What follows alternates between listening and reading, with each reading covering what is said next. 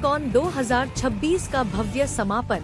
BHU में ENT शिक्षा, नवाचार और शोध का उत्कृष्ट संगम।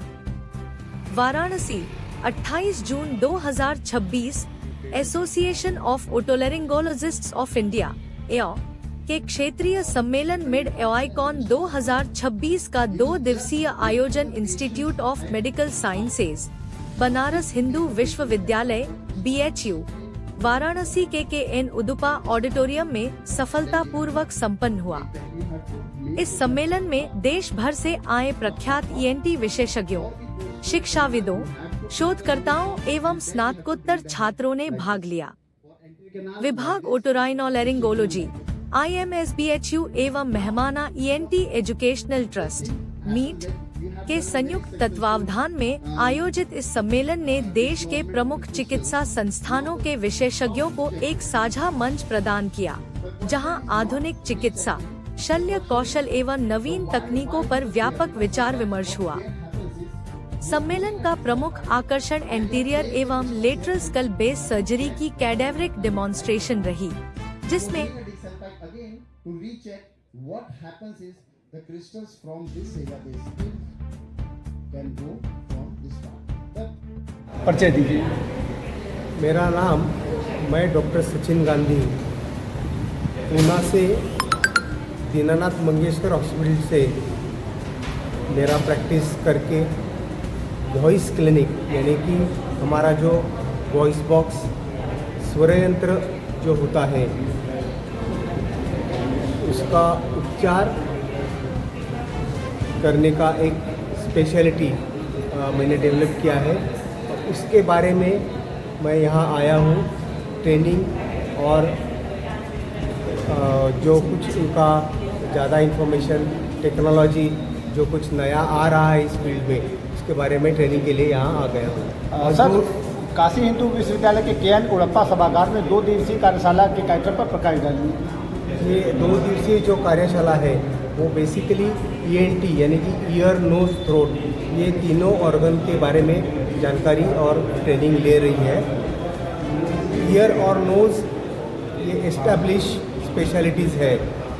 मैं जो स्पेशलिटी अभी प्रैक्टिस कर रहा हूँ, जो लास्ट 10 ईयर्स से हमारे देश में मे बी मोर 15-20 सालों से जो एस्टैब्लिश हो रही है, वो गले की स्पेशलिटी है। और गला, उसमें इम्पोर्टेंट ऑर्गन हमारा वॉइस बॉक्स यानी कि हमारा स्वर यंत्र जो होता है वो है।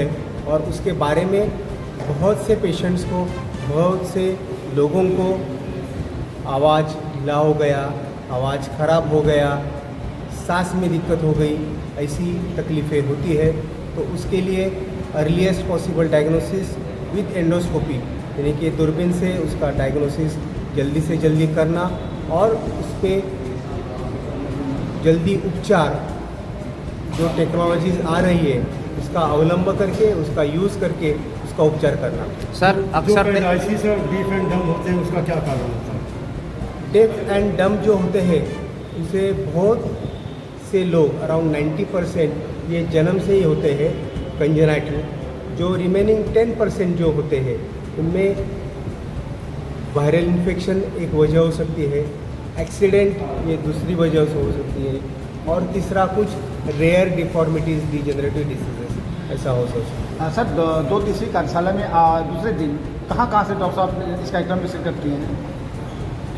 अभी ये आज जो दूसरा दिन चल रहा है उसमें मेनली मैं जैसे बताया, उसमें गले का, वॉइस बॉक्स का और स्वर यंत्र का कुछ स्पेशलिस्ट बुला के चर्चा सत्र और लेक्चर्स हो रहे हैं। और दूसरा, गले में थायराइड और सलाइवरी ग्लैंड यहाँ जो पैराटिड होती है उसका जो निदान और शस्त्रक्रिया है उसके बारे में डिस्कशन। इस कॉन्फ्रेंस का कैसे फॉलोअप होगा नेक्स्ट? इस कॉन्फ्रेंस का फॉलोअप यानी कि इस कॉन्फ्रेंस में जिन्होंने रजिस्ट्रेशन किया है, ये जो स्टूडेंट्स ईएनटी सर्जन ये कॉन्फ्रेंस अटेंड कर रहे हैं, उनका हम एक फॉलोअप